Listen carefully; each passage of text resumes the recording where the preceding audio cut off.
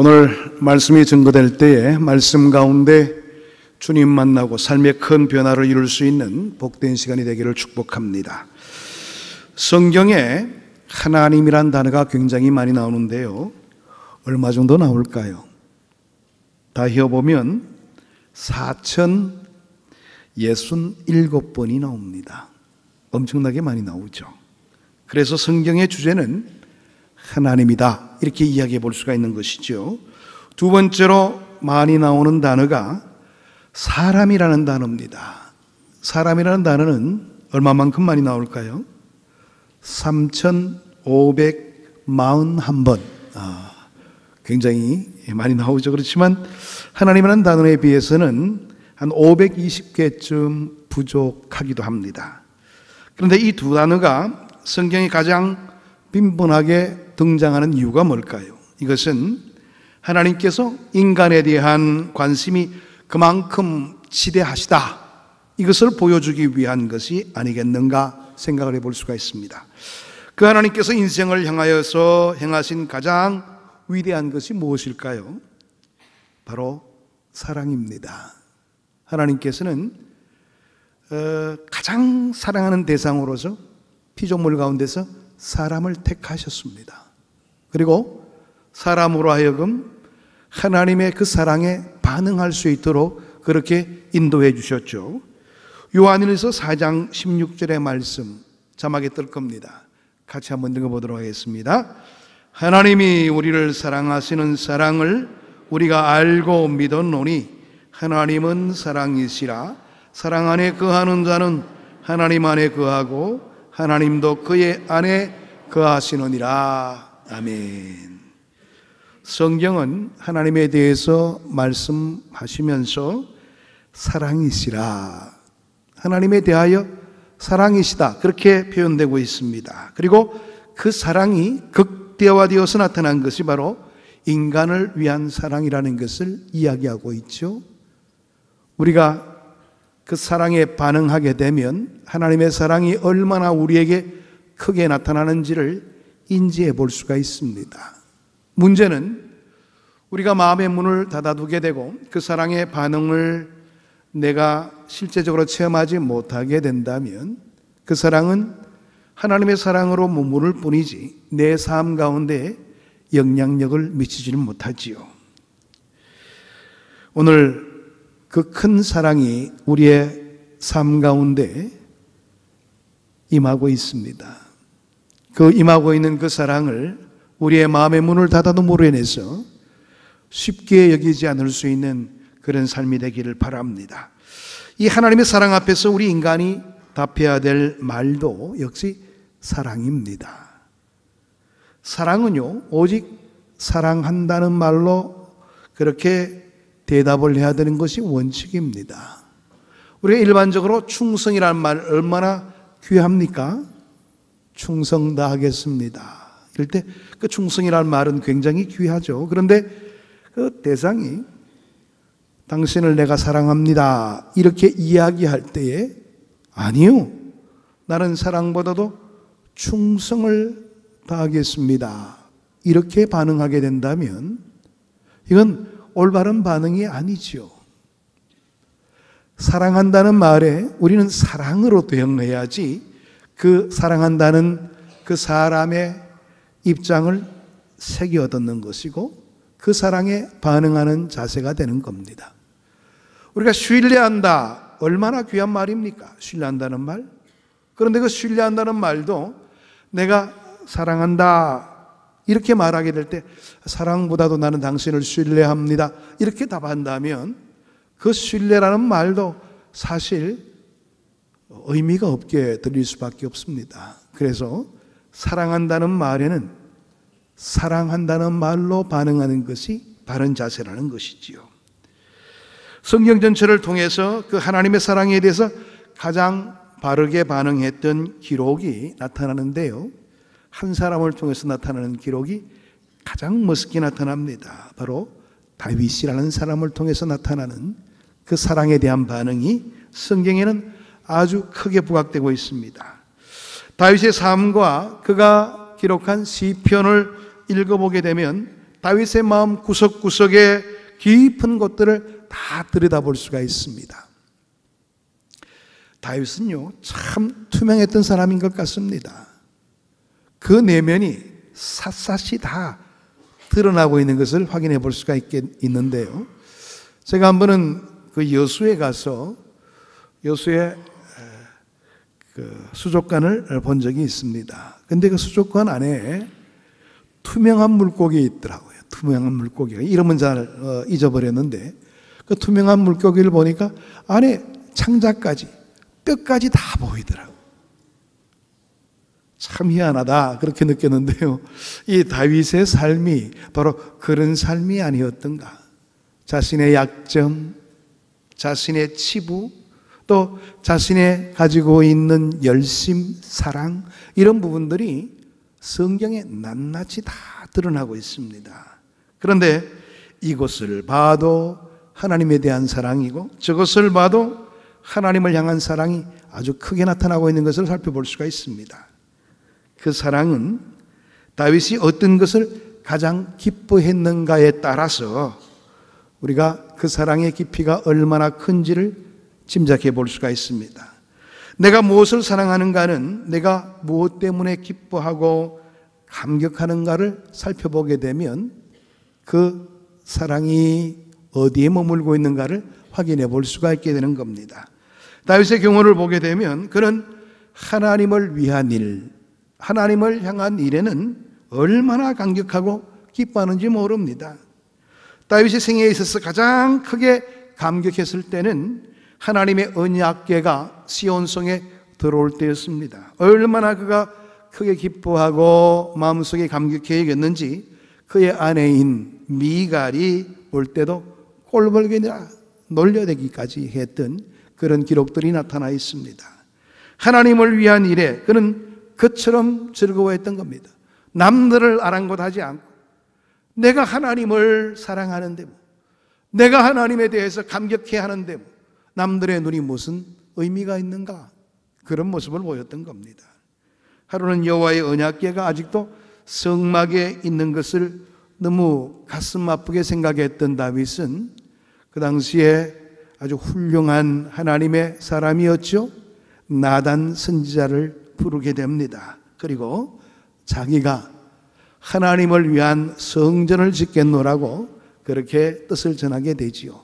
그런데 나단이 그날 밤 잠에 들게 되었을 때 하나님이 나타나셔서 다윗에게는 하나님의 전을 짓는 그 일을 허락하지 않고 그의 아들인 솔로몬에게 허락하겠다는 그런 전가를 꿈속에서 이 나단은 받게 되었습니다. 다음날 나단은 다윗에게 자기가 본 바를 그대로 증거했습니다. 그런데 우리 같으면 얼마나 실망하겠어요. 내가 내쫓아고 하나님의 전을 짓자고 했단 말이에요. 내 영광 받기 위해서 하나님을 위한 전을 짓고자 했는가 말이에요.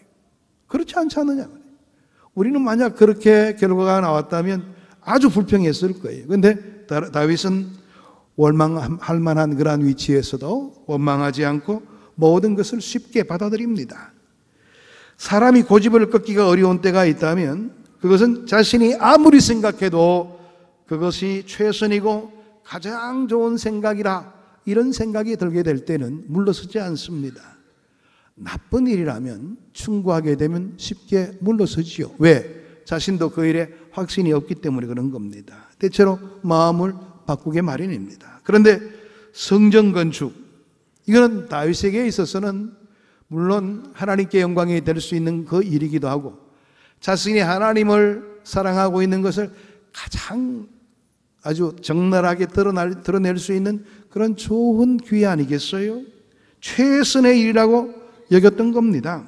그럼에도 불구하고 하나님께서 안 된다 그렇게 말씀하시니까 다윗은 아멘 하면서 그 뜻에 따르게 됩니다. 그만큼 하나님 앞에 순종하고자 했던 사람이 다윗이었던 겁니다. 왜 순종했을까요? 하나님을 사랑하기 때문에 그런 것이죠. 여러분, 사랑하는 관계에 있으면 한마디 한마디에 신중할 수밖에 없고 또 상대방이 요구할 때 그 말을 들을 수밖에 없는 것이 사랑하는 관계 속에서 있는 그런 현상들이죠. 다윗은 하나님을 사랑했기 때문에 하나님이 어떤 말씀을 하든지 간에 그 말씀대로 순종하고자 했던 그런 모습을 보였던 겁니다. 그렇다고 해서 그는 실망하거나 불만을 품지 않았다고 그랬죠. 오히려 자기가 감당한 일을 찾아서 자신의 아들이 그 임무를 잘 수행할 수 있도록 모든 준비를 다하고자 했습니다. 다윗의 생애 후반에 그가 법궤를 옮기며 기뻐했던 그 기쁨과 똑같은 기쁨을 보인 일이 있는데요, 온 백성과 함께 여호와의 전을 짓기 위한 헌금을 봉헌할 때였습니다. 우리 같아서는 그런 생각을 가질 거예요. 하나님께서 나에게 허락하지 않는다면 그럼 뭐 관심 둘 필요가 뭐 있어? 내 아들이 다 알아서 할 것이고 또 하나님께서 그 아들을 통해서 역사하시겠지 뭐, 이렇게 생각할 수도 있겠죠. 근데 다윗은 그렇게 하지 않았습니다. 하나님의 마음을 읽는 그런 사람이었습니다. 그래서 그래, 나에게 이 성전 짓는 것이 허용되지 않는다면 내가 내 아들을 위해서 성전을 수월하게 지을 수 있도록 최선의 준비를 다하고자 한다. 그렇게 해서 열심히 모아서 이 솔로몬이 성전을 짓는 일에 어려움이 없도록 그렇게 먼저 예물로 하나님 앞에 영광을 올려드렸던 겁니다. 그때에 그 다윗의 마음이 가장 기쁜 마음으로 묘사되고 있는 것을 보게 됩니다. 다윗은 그렇게 하나님을 사랑했던 사람이었습니다. 마태복음 22장의 말씀을 보게 되면 한 율법사가 예수님께 어느 계명이 크냐 이렇게 물었을 때에 그때에 주님께서 계명 중에서 가장 중요한 계명, 첫 번째 되는 계명에 대한 부분들을 이야기하셨죠. 마태복음 22장 37절 38절의 말씀인데요, 같이 한번 읽어볼까요? 내 마음을 다하고 목숨을 다하고 뜻을 다하여 주 너희 하나님을 사랑하라 하셨으니 이것이 크고 첫째 되는 계명이요. 오늘 이 내용의 말씀 보게 되면 예수님도 그 많은 계명들 가운데 가장 우선되고 큰 계명이 바로 하나님을 사랑하는 것이다, 이렇게 말씀하셨죠. 다윗은 바로 이런 마음으로 하나님을 사랑했던 겁니다. 그 사랑이 고스란히 표현된 것이 오늘 이 본문 시편 8편의 내용 속에서 잘 나타나져 있습니다. 1절의 말씀을 같이 한번 읽어볼까요? 여호와 우리 주여, 주의 이름이 온 땅에 어찌 그리 아름다운지요, 주의 영광이 하늘을 덮었나이다. 아멘. 오늘 이 1절의 말씀 속에서 여호와 우리 주여, 주의 이름이 온 땅에 어찌 그리 아름다운지요, 주의 영광이 하늘을 덮었습니다, 그렇게 이야기합니다. 다윗은 하나님을 사랑하는 눈으로 이 천지 만물을 바라보면서 하나님의 영광이 드러나지 않는 곳이 없다는 거예요. 모든 만물들을 지켜보면서 하나님이 이렇게 역사하셨구나, 하나님이 이렇게 세계 가운데서 존재하시고 또 그 하나님이 나를 지켜보시고 나를 사랑으로 인도하시는구나. 다윗은 그렇게 마음을 다하여 하나님의 크신 은총을 찬양드리기를 원했던 겁니다. 그렇습니다. 다윗은 하나님을 사랑할 때 온 땅에 가득 찬 하나님의 아름다움을 볼 수가 있게 되었습니다. 하나님을 사랑하는 눈으로 온 사물을 보니까 온 땅에 가득 찬 하나님의 숨결을 느낄 수가 있게 된 것입니다. 다윗의 감격이 그래서 이런 찬양으로 나타나게 된 것입니다. 제가 지난주에 한 주간 동안 총회에 다녀오게 됐습니다. 여러분들 옛날 총회같이 그렇게 느슨하다고 생각해서는 안 돼. 요즘에는 한번 자리에 들어가게 되면 점심 먹을 때까지 꼼짝을 못합니다. 온전한 해무에 동참해야 됩니다. 힘들고 어려운 작업이기도 하죠. 그런데 이제 점심시간에 나오게 됐는데요, 나오게 되면서 바깥에 나와서 하늘을 보니까 하늘이 얼마나 맑은지요. 이야, 참 하나님은 우리나라에 큰 복을 허락해 주셨다. 예? 사실 사계절이 있는 나라가 흔치 않습니다.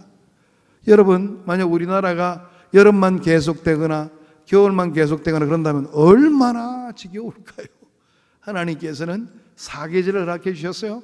그 맑은 하늘을 통해서 하나님의 살아계심을 드러내 보여주시고, 그 선선한 바람을 통해서 그렇게 무덥던 여름이 언제인가 생각이 들 정도로 또 기쁨을 허락해 주시는 하나님의 귀한 손길을 느껴볼 수 있는 좋은 기회가 되었지요. 그렇습니다.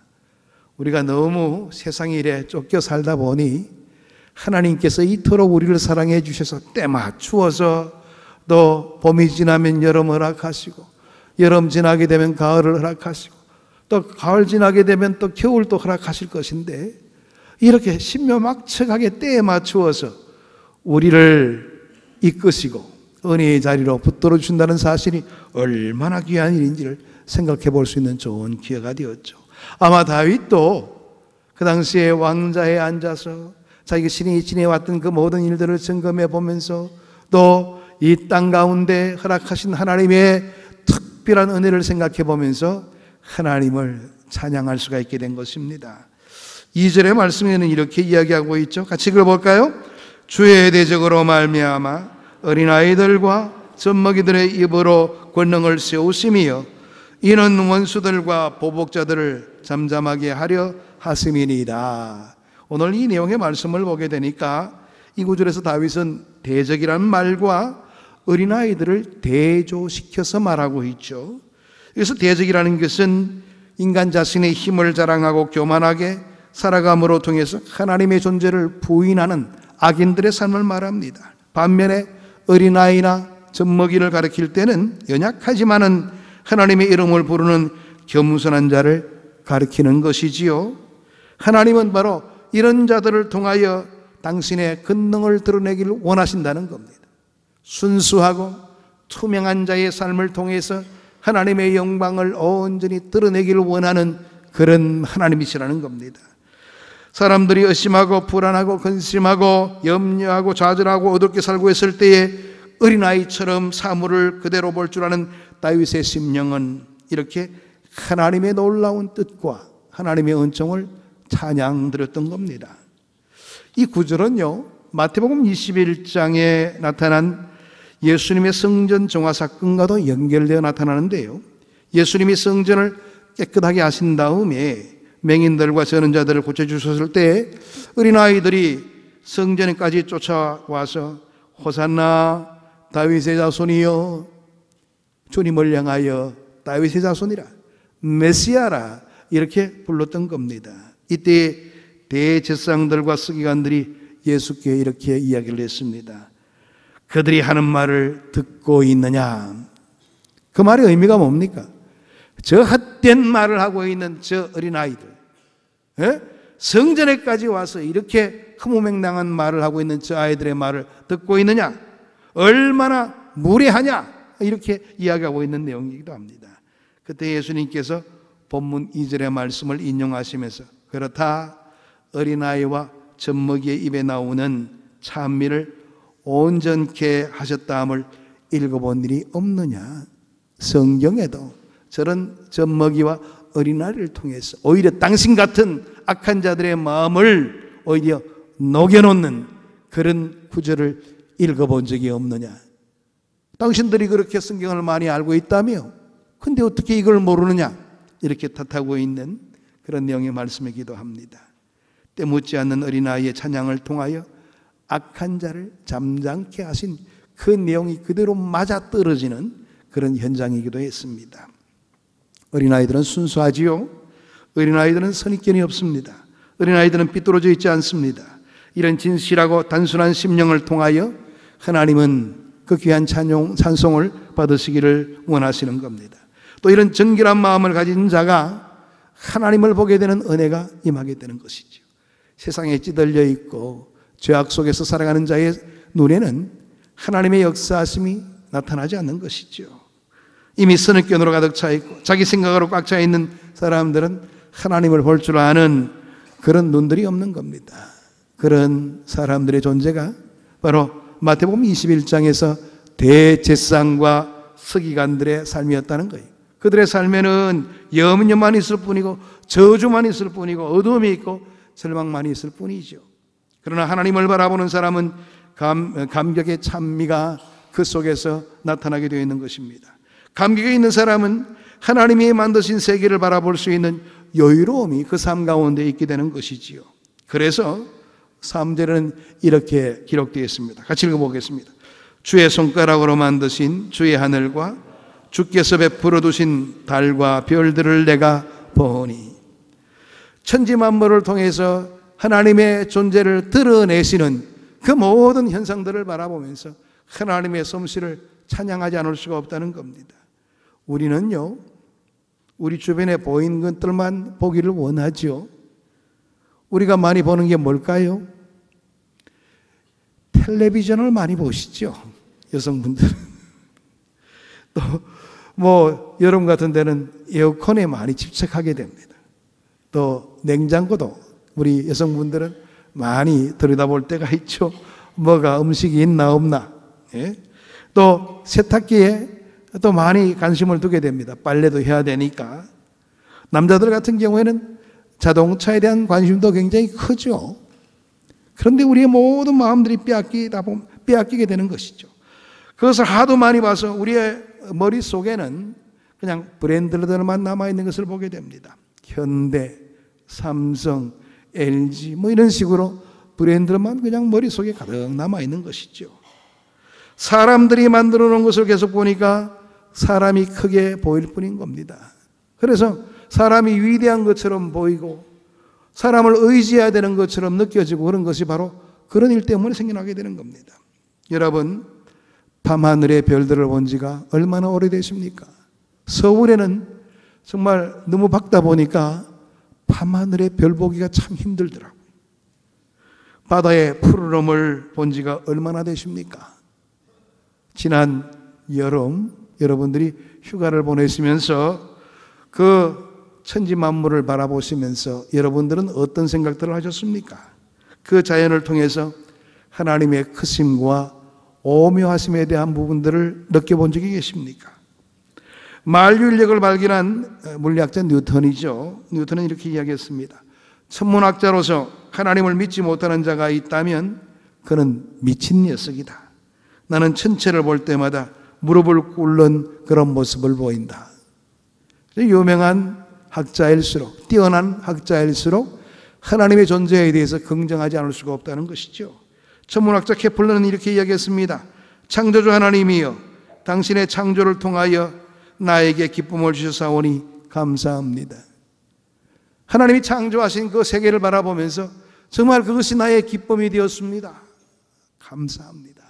이렇게 표현할 줄 아는 사람이었습니다. 열린 눈을 가지고 이 모든 천지 만물을 바라보시기를 바랍니다. 하나님이 보이게 되어 있습니다. 하나님을 보고 그 영광을 바라보시기를 바랍니다. 감격의 눈으로 바라보게 되면 온 세계가 하나님의 솜씨라는 것을 깨달을 수가 있게 되는 것이지요. 그런데 그 크시고 신묘막측하신 하나님이 보잘것없는 우리를 사랑하신다, 그렇게 말씀하십니다. 얼마나 감격스러운 일입니까? 천지 만물을 주관하시고 만드신 그 하나님이 미천한 나를 향해서 내가 너를 사랑한다, 그렇게 말씀하시고 있는 겁니다. 4절에는 다윗이 그렇게 이야기합니다. 4절을 같이 한번 읽어볼까요? 사람이 무엇이기에 주께서 그를 생각하시며 인자가 무엇이기에 그를 넓으시나이까. 오늘 이 내용의 말씀 보게 되면 사람은 히브리어로 에노스라는 말을 쓰고 있는데요, 깨어지기 쉬운 존재, 부패하기 쉬운 존재로서 이야기되고 있습니다. 쉽게 더러워지고 쉽게 깨어지는 존재가 인간인 겁니다. 이어서 나타나는 인자라는 말도 벤 아담이라는 말을 그대로 풀이한 것인데요, 흙의 아들이라는 그런 뜻을 가지고 있습니다. 연약한 인생에 불과하다는 겁니다. 그런데도 어떤 말을 쓰고 있습니까? 생각한다, 그렇게 이야기하고 있습니다. 생각한다는 말은 사랑한다는 말입니다. 그리고 돌보신다는 말도 나타나고 있죠. 돌보신다는 말은 깊은 관심을 가지고 바라본다는 겁니다. 그렇다면 이 절의 전체 의미가 무엇입니까? 하나님이 연약하고 보잘것없는 우리를 사랑하시고 우리를 돌보신다는 그런 말씀입니다. 아무것도 아닌 하찮은 우리들, 인생의 미물만도 못한 우리들을 지켜봐 주시고 우리를 진정한 사랑으로 격려해 주시고 우리에게 다시 사랑의 반응을 보일 수 있도록 기다리신다는 겁니다. 그런데 그뿐 아닙니다. 5절의 말씀을 보게 되면 그를 하나님보다 조금 못하게 하시고 이런 말이 나타나고 있죠. 하나님은 우리를 하나님보다 조금 못한 존재로, 과거에는 이 구절이 개역판에는 천사보다 못한 존재, 좀 못한 존재로 됐는데 잘못 번역된 겁니다. 원래 원어적인 표현은 하나님보다 조금 못하게 이렇게 표현되는 것이 맞아요. 영화와 종기로 간을 씌우시고 우리를 귀하고 존귀한 인물로 바라보시면서 우리에게 그와 같은 하나님 닮는 존재로 우리에게 귀한 은혜로 우리를 만드셨다는 것을 이야기하고 있는 것입니다. 그만큼 하나님은 우리를 사랑하신다는 겁니다. 그런 하나님을 언제 만날 수가 있는 겁니까? 그 감격을 어떻게 느껴볼 수가 있게 되는 것입니까? 하나님을 사랑하게 되면 우리는 그 감격을 느껴볼 수가 있게 되는 겁니다. 놀라운 사실은 우리가 자식을 사랑하면서 부모가 나를 사랑하는 줄을 깊이 깨닫는 것처럼 우리가 하나님을 사랑하고 하나님을 위해서 헌신하면서 하나님께서 나를 얼마나 사랑하고 있는지를 비로소 느낄 수가 있게 되는 겁니다. 그러니까 내가 사역의 자리에서 사랑으로 대응하며 살아가는 그런 모습을 보이는 것은 지극히 당연한 것이고요. 그런 헌신을 통하여서 하나님의 사랑을 체험할 수가 있게 된다는 것을 믿으시기를 바랍니다. 여러분, 왜 우리가 신앙생활 하면서도 불평이 앞서게 되는 겁니까? 주일 감당할 때에 왜 우리는 오히려 불안함이 앞서게 되고 더 어려움 속에 빠져드는 경우가 많습니까? 상처를 받게 되는 이유가 무엇 때문입니까? 하나님을 향한 사랑을 우선적으로 생각하지 못하기 때문에 그런 거예요. 하나님을 사랑하는 마음으로 일 감당하지 않고요, 그저 다른 뜻에 나를 드러내고 많은 사람 앞에 뭔가 보이기 위해서 내가 주의 일을 감당한다는 그런 의식들이 강하기 때문에 우리는 쉽게 상처받게 되고 또 일 감당하다가 또 어려움에 빠지게 되는 경우가 많죠. 하나님을 향한 사랑으로 그 일을 감당하지 못하기 때문에 그런 겁니다. 하나님을 사랑하는 마음으로 주의 일을 감당하다 보면요, 더욱더 그 사랑이 깊어지는 것을 보게 됩니다. 하나님이 이토록 나를 사랑하시고 하나님이 내가 하는 이 일들로 통해서 요모조모로 나의 손을 붙들어 주시고 내 삶의 모든 부분들을 책임져 주시는구나, 이런 것을 체험할 수가 있게 되는 겁니다. 하나님을 사랑해 보지 못한 사람은 하나님의 사랑의 크기를 모를 수밖에 없습니다. 그 영광스러움을 모르게 되는 겁니다. 다윗은 하나님을 사랑하다가 하나님의 그 사랑을 깨닫게 된 사람이었습니다. 하나님께서 창조에 때 주신 그 은혜를 다시 기억하고 그 마음을 회복하기를 원했던 사람이 바로 다윗이었던 겁니다. 하나님을 사랑했던 다윗은 마지막 9절에서 결론적으로 다시 한 번 더 1절의 내용들을 이야기하고 있죠. 여호와여, 여호와 우리 주여, 주의 이름이 온 땅에 어찌 그리 아름다운지요. 다시 한 번 더 말하건대 하나님께서 보여주신 그 하나님의 존재의 증거가 이 땅에 얼마나 아름답게 나타나는지 내가 하나님을 찬양하지 않을 수가 없다, 그렇게 고백하고 있는 겁니다. 여러분 주님을 사랑하십니까? 우리의 삶 가운데 혹시 사랑의 감격이 사라져 있지는 않습니까? 에베소 교회는 사도 바울이 3년간 활동을 했던 그런 교회였고요, 또 사도 요한이 감독으로 있었던 교회이기도 했습니다.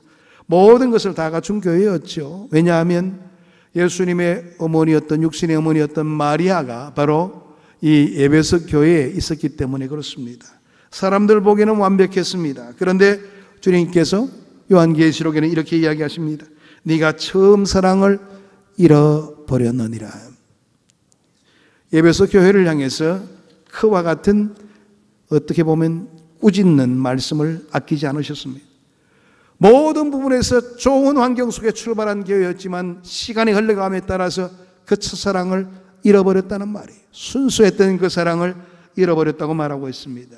그리고 나서 그 에베소 교회를 향해서 말씀하신 내용이 있습니다. 내가 촛대를 옮기겠다. 더 이상 나의 관심의 대상이 되지 않도록 하겠다는 거예요. 얼마나 두려운 말씀입니까? 우리가 신앙생활 한 지 얼마나 되셨습니까? 주께서 내게 주셨던 그 사랑의 감격들 어디로 다 던져버리고 말았습니까? 주님을 향한 헌신의 불꽃은 언제 꺼졌습니까? 기독교는요, 의무의 종교가 아닙니다. 사랑의 종교입니다. 의무에 어쩔 수 없이 해야 되는 그런 모습을 지닌 종교가 아닙니다. 사랑하기 때문에 모든 일들을 감당하는 존재가 바로 그리스도인의 모습이고요. 바로 기독교의 참된 모습인 겁니다. 우리는 지금처럼 우리의 삶 속에 처음의 감격을, 기쁨을 잃어버리고 있다면 우리의 신앙을 다시 한 번 더 점검해야 될 것입니다. 부활하신 주님은 감격과 기쁨을 잃어버리고 모든 것을 포기한 채로 고기를 잡으러 떠난 베드로를 위해서 갈릴리 호숫가에서 그를 다시 만나 주셨죠. 그리고 그의 사랑을 먼저 회복시켜 주셨습니다. 요한의 아들 시몬아, 네가 나를 사랑하느냐? 중차대한 하나님 나라를 위해서 쓰임 받기 이전에 네가 나를 사랑하는 그 부분을 다시 한 번 더 묻고 싶다는 거예요. 그리고 사랑을 회복시켜 주신 다음에 사명을 허락해 주셨죠. 내 양을 치라, 내 양을 먹이라, 그렇게 말씀하셨습니다. 우리가 주의 일을 감당하게 될 때 사랑이 빠지고 내 열심으로 일하게 되면 그 일들을 감당하기 힘듭니다. 그러나 하나님을 사랑하는 마음으로 일하게 되면 언제든지 충만해져 있는 겁니다. 사랑이 있는 곳에는 기쁨이 있습니다. 사랑이 있는 곳에서는 감격이 있습니다. 사랑이 있는 곳에서는 어둠이 사라지게 됩니다. 주님을 사랑하게 되면 우리의 환경이 변화되게 되어 있는 겁니다. 여러분, 주님을 사랑하는 일에 최선을 다하시기를 바랍니다. 오늘 이 본문의 말씀에서도 이 다윗의 고백을 통해서 우리의 현재의 위치가 어떤 것인가를 다시 한 번 더 점검해 보면서 온전한 사랑으로 나오기를 주님은 원하십니다. 이 주님의 부름에 바로 반응하고 하나님의 선한 뜻 속에 거할 수 있는 우리 모두의 삶이 되기를 축복합니다. 기도하겠습니다. 하나님 아버지, 참 감사합니다. 오늘도 주의 말씀으로 우리에게 도전을 주시고 주의 은혜의 자리에 임하게 하시니 참으로 감사함을 드립니다. 주님을 의뢰하며 나가게 될 때에 우리의 삶의 자리에서 주의 사랑을 깊이 있게 체험하게 하시고 하나님의 큰 은혜를 온전히 누리기에 부족함이 없는 우리의 삶이 될 수 있도록 은혜 나려 주시옵소서. 예수 그리스도 이름으로 기도하옵나이다. 아멘.